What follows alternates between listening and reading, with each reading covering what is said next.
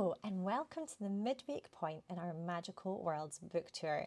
Today we are colouring this lovely little floral dragon in Magical Worlds, and we're going to be using the Prismacolor colouring pencils. This is the 72 tin. As you can see, they have been well used, well loved by me. These are lovely colouring pencils, and I have lost one. The minute I saw that I had a pencil missing, I was distracted, and then I was like, oh no, this is going to look terrible. I cannot find that pencil anywhere.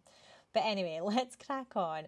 I have selected, I think I had about 5 or 6 different shades of like these pinky purples. And what I wanted to do was colour all the florals and botanicals in these 6 limited shades, so they were all quite matchy-matchy, quite coherent. They all sat well together, and it wasn't just a big hodgepodge of colour, which is sometimes wonderful, but other times, you know, you want it to look quite classic and like it's a collection. So that's what I did for this page. Here is a little bit about Botanica. Home to all the wonderful wildflowers, Botanica is a flower-filled realm inhabited by fire-breathing dragons and honeybees. They live in perfect harmony, the dragons tending to the wildflower meadows and toasting crumpets, whilst the bees are busy pollinating and making honey for the aforementioned crumpets. I mean, to me that sounds like the perfect combo. What a dream team. So as you can see, the botanicals are all coming along nicely.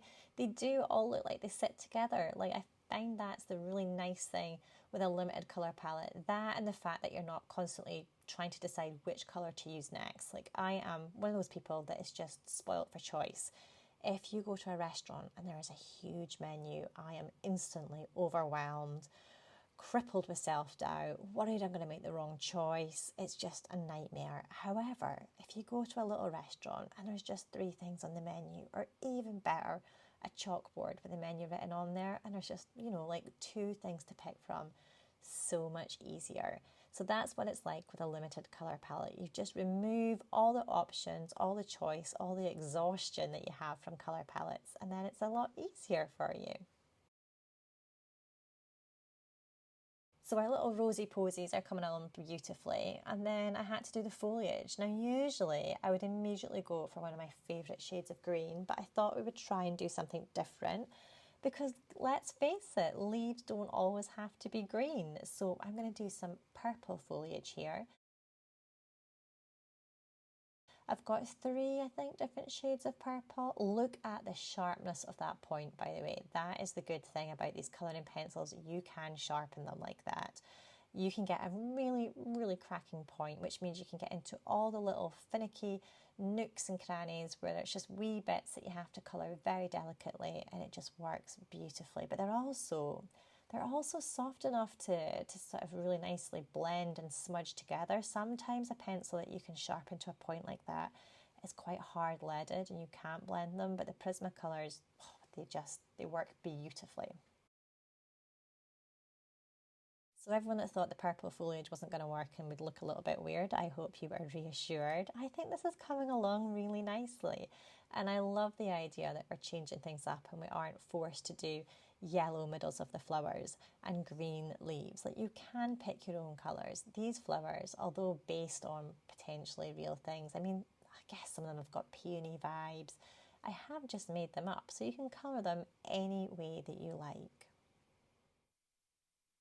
Now, I have got a bit of a confession about this page. I didn't think it was going to take me that long, because when you look at it, you're like that, wow, it's a dragon with some flowers. This page actually took me the longest of all the pages on the book tour, and if I'm honest, you'll see towards the end, I didn't quite finish it.